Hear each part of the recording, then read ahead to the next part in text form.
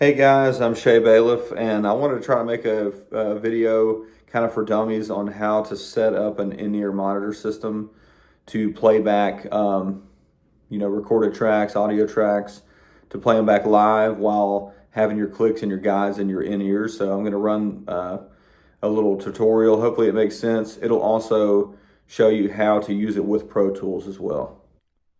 Okay, so the first step is to know what to purchase. So you're going to spend a little bit of money. You're going to first need a personal monitor system. I like this one from Shure. It comes with a wireless body pack receiver, the transmitter, and the earphones. You're also going to need an iPad. You can get away with an iPhone. iPad is better. You'll need the X-Air Monitor Mixer app. You're also going to need a combo splitter, snake cable. You're going to need a playback interface. I like this one from audio. It's very good. It sounds great. It's simple and it's light. You're going to need a Wi-Fi router. Any cheap router should work. We're not connecting to the internet, but we're just syncing everything with each other, so this will be necessary. You'll need an Ethernet cable with that as well. Also a trip light, and it goes into your rack. And it's just a multi-power strip system. It's got inputs on the front and the back. And also it's good to have a rack to connect all this into, because you don't want to just have all this stuff sitting freely by itself. So up top we've got our power source, 5 inputs and 5 on the back. We're going to need plenty of power supply for this. This is our X-Air monitor system. This is what we're going to be hearing in our in-ears. This here is just kind of to clean everything up. It's purely cosmetic. And this here is our snake splitter. And this is going to be, basically it's going to function as a soundboard.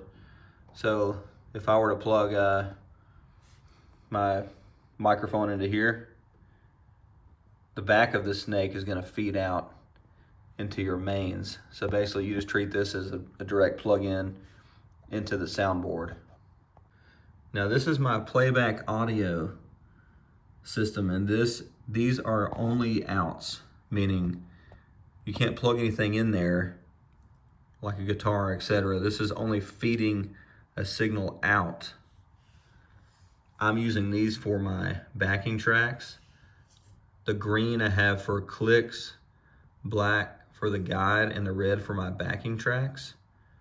So I feed these out through here, and in my mixer I can turn one up if I need to hear my clicks, guide, and tracks. You know, they're all labeled, so you can turn them up and down. But as far as the snake feeding out on the back of this, we don't want to feed these out into the main board, because we don't want the audience to hear these, guides and clicks. This is simply for us to be able to hear. So we're not going to feed that snake out, but we will feed the snake out of this one, because we want everybody to hear the click tracks. And this is just powered. I've got it plugged in up top here as a power source. Okay, so also, of course, this is our in-ear monitor system, but this is also what gives life to everything down here. So if one's not plugged in on the X-Air, I'm not going to be able to plug this in and get any audio from outside. Basically, so I'm using this as my, I'm going to use my vocal as input 4 as far as feeding into here and out of the mains. But down here, again, I'm treating this as a soundboard, so I'd plug my vocal into here to actually get the audio going, as though this were an amp or something, But without these, there's no life to this here, to try and simplify it. So moving right along. Now to come back here, because there's a lot of things that this will be used for, this X-Air. So down here we have what's labeled as our auxiliary 1s, 2, and 3. You can see them. Now this is what our in-ear monitor system needs to be plugged into to get it to work.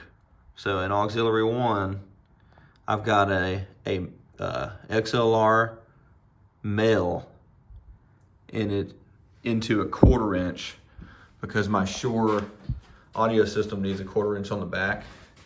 Yours might have XLR to XLR, but this is to 1/4 inch, and I've just got it, feeding to this left out here. It didn't work when I had it on the other one, so this helped me get it going here. And again, the back of this is my power supply that I have plugged into the back of my main power source. And again, there's front and backs to that. So here I am, I've opened up the Xair app, I've connected to my Wi-Fi, and whenever you open up the app, you connect to the Wi-Fi router that was being used, and it should let you select your Xair monitor system. So I've opened up my channels, and it's not gonna let you connect on like other devices, Xair apps on your phone, unless you go to setup and you see your IP address over here. Once you have that IP address, you just enter it in on your Xair map, on your Xair app that's on your phone as well, because other guys are gonna be using it. This is just for really the main user. I can adjust everybody's channels, but I was in auxiliary 1 for my personal system, and I've selected bus 1, and that's only gonna affect the audio levels for auxiliary 1. So if you plug into auxiliary 2, obviously bus 2 will be the one that you're editing. And this can also be done on the iPhone as well. So again, to recap, this snake splitter has a male and female. So the female tails I want to feed to my Xair system to connect everything, synchronize everything together, and also get this panel to basically be live and active. So you're feeding it here. Now the tail of the snake, it's also part of this system, is going to be fed out here into the soundboard. So I had the backing tracks as labeled 3. I don't want to feed 1 and 2 out here because those were my clicks and guides. I just want to plug the 3 into the main board. Now this is a cheap soundboard, but you can plug this into the front of house, and I would plug 3 into the front of house, and the crowd is only going to hear the backing tracks coming out of the mains. So to recap, I've got my in-ear monitor system here, my Wi-Fi router, and it's all plugged into my power back here. I have my snake splitter, and I've just fed it through the female parts through here just to make it look pretty, and the male parts out into the soundboard. And this is what it looks like out front. We've got our Xair monitor system connected to the Wi-Fi via Ethernet. Our snake females fed through your Xair. And this is our snake splitter that basically this is what everybody plugs into. And whoever plugs into 4 on here, if it's a vocal, then on your Xair app, obviously it'll be 1, 2, 3, your 4th one here that you'll adjust. And you should be able to hear clicks and guides only in your ear pack whenever you plug it in. So here's the pack here. You put your headphones in here and turn it on, and you should hear your clicks and guides and the tracks, but the crowd is only hearing the tracks. Now me personally, for my software, I'm running it all through Protools, which you'll need an iLock key here to be able to do it, because you don't want to have to connect to the internet to play this live. What if you don't have internet? So you'll need this. This is a C port. I got this at Best Buy, and it's just, you can enter a lot of USB cables into the back here. It's a multi-port, and I can enter a bunch of ports here into my computer in case I want to have other things going. Now when I try to connect everything, it's going to ask me, do I want which device? This is audio. It's a play audio, so I'll select that one. That's my device. Now, for some reason, I have to go to, on the sample rate, I have to click no headphones, and then I have to go back to 48, and it'll work. Now, let me backtrack a little bit. This is Oracle for X Series, and you had to download this app in order to use Pro Tools as your playback DAW. So you're gonna need Oracle for X Series. You'll need an iLock key so that you don't gotta worry about connecting to the stupid internet.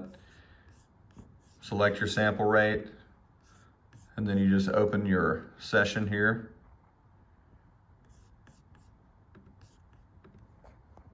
Now I have my 3 audio files here that I've personally recorded and imported into this here. Now, to get this to work properly on our inputs, for each one, you're gonna have to select no input. And then for your out, you select whatever channel you had on your out down here. Because I had my play audio feeding through my out there onto here.